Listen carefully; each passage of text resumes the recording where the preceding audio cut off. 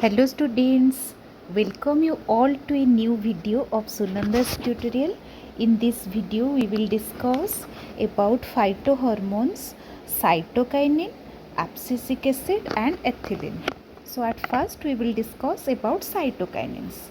In my previous videos I have discussed auxin and gibberellin separately and I have already uploaded those videos. So in this video we will discuss about cytokinin, abscisic acid and ethylene. Okay, let's start. So cytokinins are a vital class of plant growth regulators or phytohormones because they mainly stimulate the cytokinesis process during cell division in plant root as well as shoot. It was first discovered by Skoog and his co-workers from tobacco callus because they found that these tobacco callus could proliferate only if the nutrient medium contains extract of yeast or coconut milk or DNA in addition to auxin. So they discovered that in addition to auxin, cytokinin is also required for the callus proliferation or growth. So Skoog along with Miller then identified and crystallized cytokinesis promoting substances called kinetin. The chemical name of kinetin is N6-phosphorylal aminopurine from autoclaved herring sperm DNA. Kinetin does not naturally occur in plant. So first Skoog along with Miller identified cytokinesis promoting substance kinetin. Okay. Chemically cytokinins are purine derivatives which are similar to adenine. Gelatin was first isolated from maize grain and in liquids endosperm of coconut. In all plants, gelatin, the chemical name of gelatin is benzyl aminopurine, is the most naturally occurring cytokinin, but dihydroxyatine and isopentenyl adenine are also commonly found in higher plants and bacteria. So these are some naturally occurring cytokinins. Now what are the physiological effects of cytokinins? They stimulate cell division or cytokinesis. It causes the enlargement of stem cells. So let me discuss about cytokinesis first. Cytokinesis, at first the karyokinesis takes place during cell division, that means division of nucleus. After the karyokinesis, cytokinesis takes place, that means the division of cytoplasm. Okay. Then physiological effect, the text physiological effect, it causes the enlargement of stem cells and rather than their longitudinal extension, but gibberellin cause longitudinal extensions, but here cytokinin affect the enlargement of cell. It causes the enlargement of cells. It helps to overcome apical dominance and promote lateral bud growth, but auxin supports the apical dominance. Then it promotes the formation of new leaves and chloroplast inside the plant cells. Cytokinin promotes the nutrient mobilization from other part of the plant to leaves, which help to delay the leaf senescence, which called as Richmond-Lang effect. Cytokinin increases the number of buds in funaria. This helps in conversion of moss protonema into leafy gametophore. It stimulates the release of dormancy in seed and bud, so it helps to break the dormancy. It induces flowering in short day plants. It increases the resistance of plant to adverse factors like high and low temperature and to certain diseases. High concentration of cytokinin induces epinasty. What is epinasty? Downward curvature of leaves. So high concentration of cytokinin, it induces or supports the epinastic movement of the plant. So these are the physiological effects of cytokinin. Next, ethylene. At first, H.S. Cousins confirmed that ripened oranges releases volatile substance that hasten the ripening of stored bananas. Later on, these volatile substances was identified as ethylene or ethene, CH2 which is a gaseous phytohormone.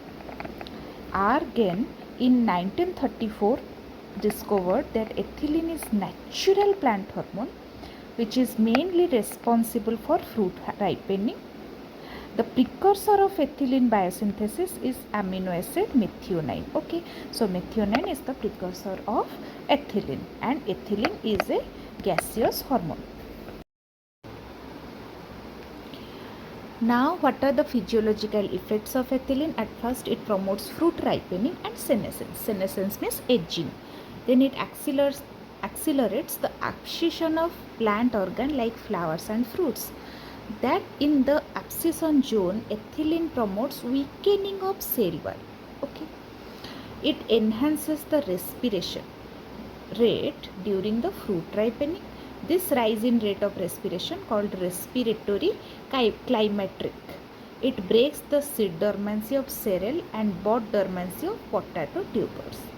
It initiates the germination in peanut seed and sprouting of potato tubers.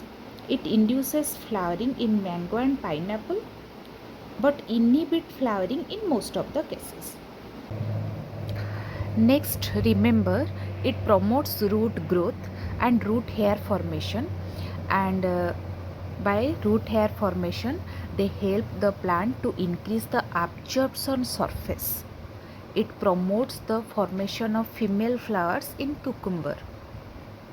Like auxin, ethylene also promotes female flower development in most of the plants, particularly in cucumbers.